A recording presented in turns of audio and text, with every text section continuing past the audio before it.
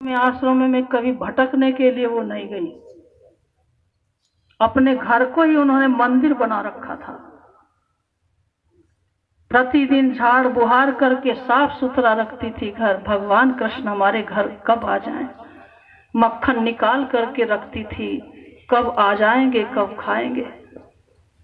तो घर को ही प्रतिदिन भगवान के आने की आशा में वो मंदिर ही बना के रखती थी, साफ सुथरा कर। और जिसके हृदय में भगवान बसे हुए 24 घंटे परमात्मा का चिंतन, उसका घर मंदिर, दिल तो मंदिर बना ही है। गोपियों का हृदय भी मंदिर था। वो पढ़ी लिखी नहीं थी, लेकिन फिर भी वेद शास्त्र संपन्न कहलाती थी।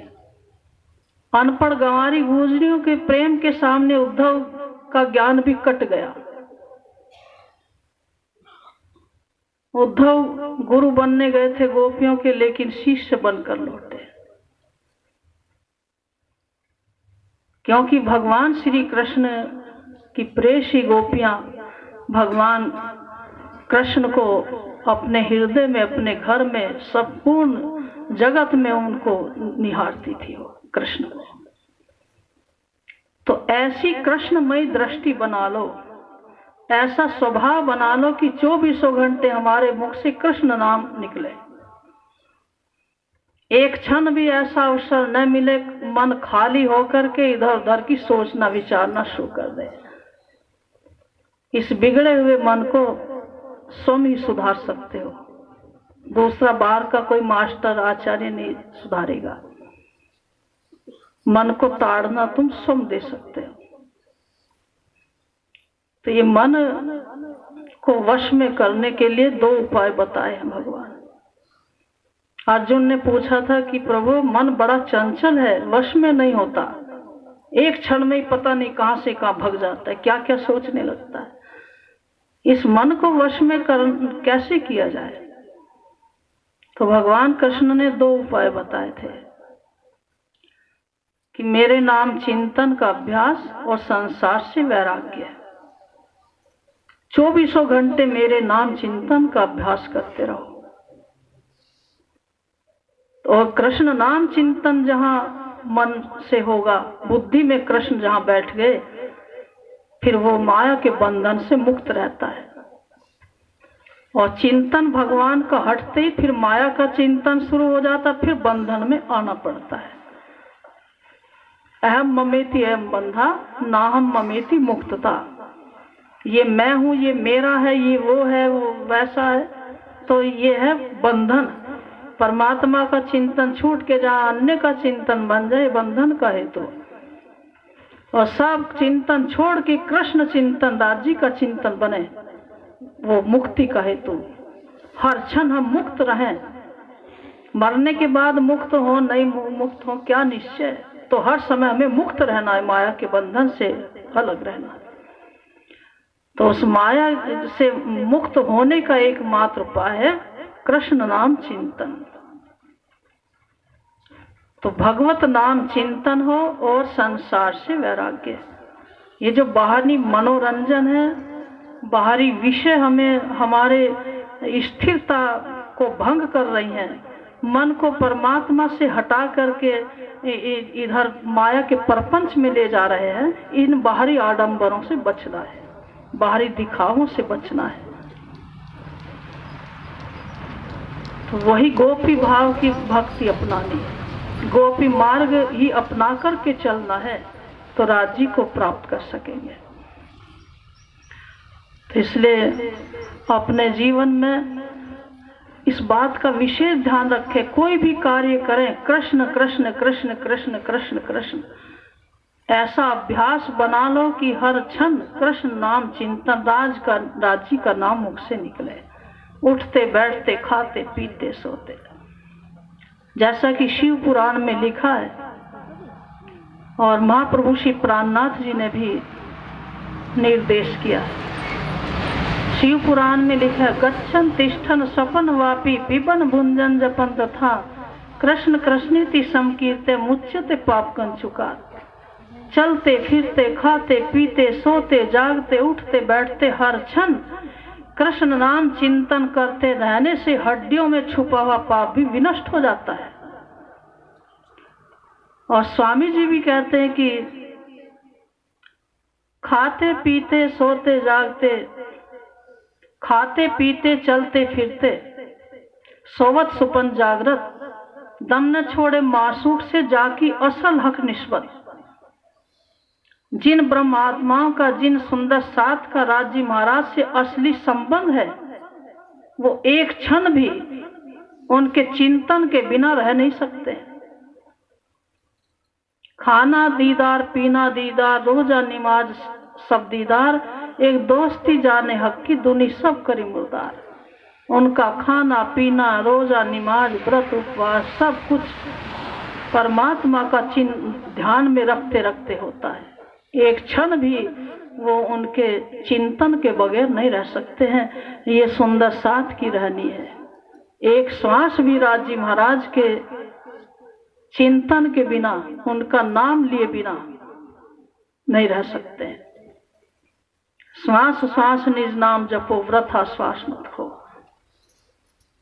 न जानो इन श्वास को आवन होए न होए।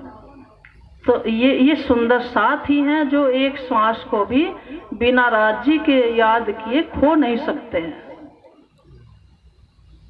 तो वो रहनी अपनाओ, परमात्मा को रिझाने का तरीका अपनाओ, संसार को रिझाने का तरीका नहीं। बहुत से कह कलश यात्रा हम इसलिए निकाले हैं, सबको खुश करना है, सभी खुश होंगे कलश यात्रा से।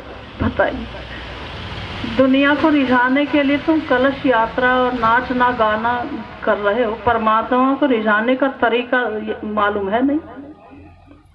न मंत्र याद है, न परमात्मा के प्रति प्रेम है, न सेवा है, न पूजा है, और संसार को रिझाने का सब तरीका अपना रहे। तो ये सुंदर साथ की रहनी नहीं है। संसार रिझे न रिझे, परमात्मा को रिझाना चाहिए। भगवान कृष्ण ने कहा कि हे गोपियों, घर में रहकर मर्यादा का पालन करो, सबको खुश रखता है, सबको खुश रखो तब मैं खुश होता हूँ। गोपियां कहती हैं कि प्रभु संसार को खुश करना तो मेंढक को तोलने के जैसा है, सभी को खुश करना संभव नहीं है। जैसे मेंढक की तुला बराबर नहीं होती। एक मेंढक को पकड़ के एक पलड़े में, तुला के एक पलड़े में बैठाओ, तब तक दूसरा मेंढक कूद जाएगा। उसे पकड़ के बैठाओ, दूसरा कूद जाएगा। तो मेंढक को तोलना कठिन है, कभी वो तुला बराबर नहीं होती। इसलिए संसार में सबको खुश करना संभव नहीं है। कौन किस तरीके से खुश हो सकता है, नहीं कर पाओगे। तो गोपियां कहती प्रभु आप खुश हो जाए तो सब खुश है। परमात्मा को खुश कर लो तो संसार खुश हो ना हो, और परमात्मा खुश हो जाएंगे तो संसार अपने आप खुश हो जाएगा। परमात्मा को अपना बना लो, संसार अपना बने ना बने। परमात्मा जिसके बन जाते हैं, संसार अपने आप अपना बन जाता है, आगे पीछे। जो संसार, परमात्मा के पीछे पड़ो, संसार के पीछे नहीं। रुपया कौड़ी के लिए संसार के पीछे मत दौड़ो, परमात्मा के पीछे दौड़ो, तो संसार अपने आप पीछे पीछे दौड़ेगा। संसार धन के पीछे दौड़ता है, रुपया के, और संत महात्माओं के पीछे धन दौड़ता है। परमात्मा के जो अनन्य भक्त हैं उनके पीछे धन दौड़ता है, हमें पकड़ लें, पीछे देखें, लेकिन उन्हें देखने की फुर्सत कहाँ है। तो ऐसे ही भक्त बनो जो धन लक्ष्मी तुम्हारे पीछे पीछे दौड़े। लक्ष्मी पति का आश्रय तो लक्ष्मी अपने आप पीछे पीछे आएगी। संसार को अपना बनाओ या न बनाओ, परमात्मा को अपना बनाओ। परमात्मा अपने बन जाएंगे तो संसार अपने आप अपना बन जाएगा, और न बने तो कोई बात नहीं, परमात्मा अपने बनना चाहिए। तो एक लक्ष्य जीवन का होना चाहिए। देखो ब्रह्म आत्माओं की दृष्टि जब तक राज्य महाराज पर है परम धाम में, तब तक आनंद मग्न है, आनंद ही आनंद है उनके लिए, जब तक राज्य की तरफ दृष्टि है। और राज्य से दृष्टि हट करके जहां अक्षर ब्रह्म पर दूसरे पुरुष पर गई, तो आज देखो क्या दशा हो रही है।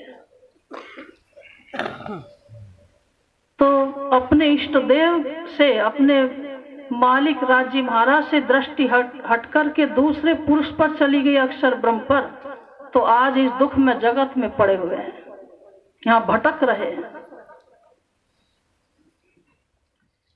तो इसी तरह से अपने जीवन का लक्ष्य एक परमात्मा को बनाओ।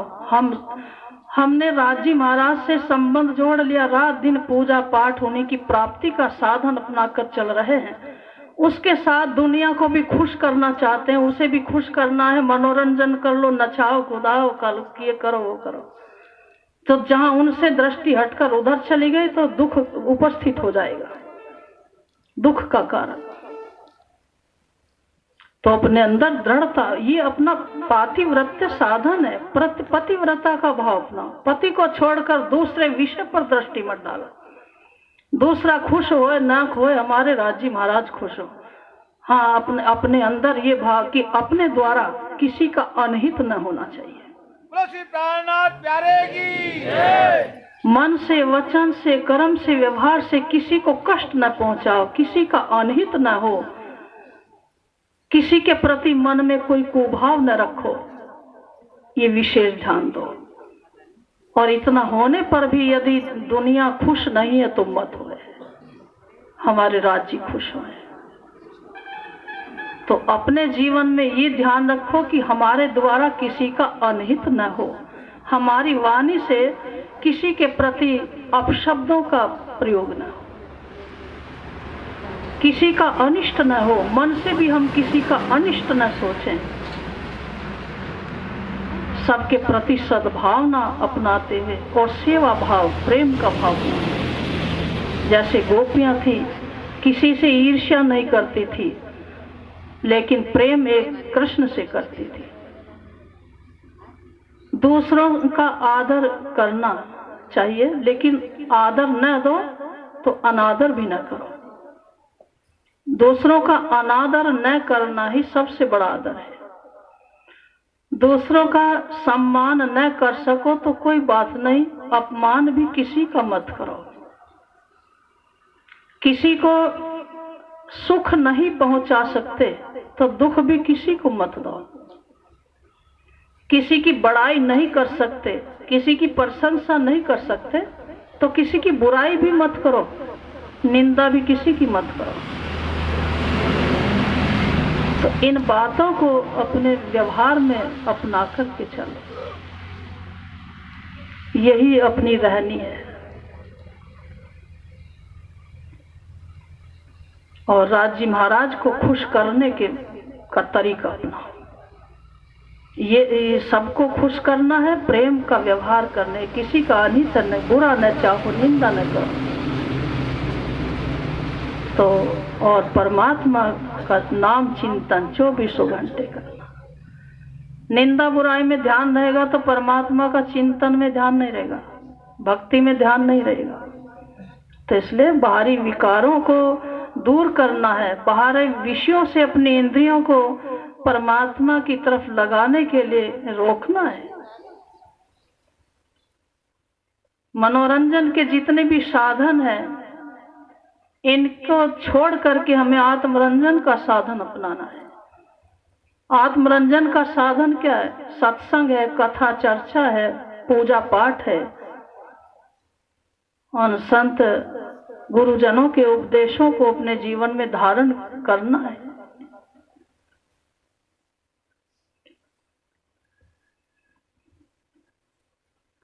बस इतना ही विषय कहकर वाणी को मैं यहाँ विराम देती हूँ।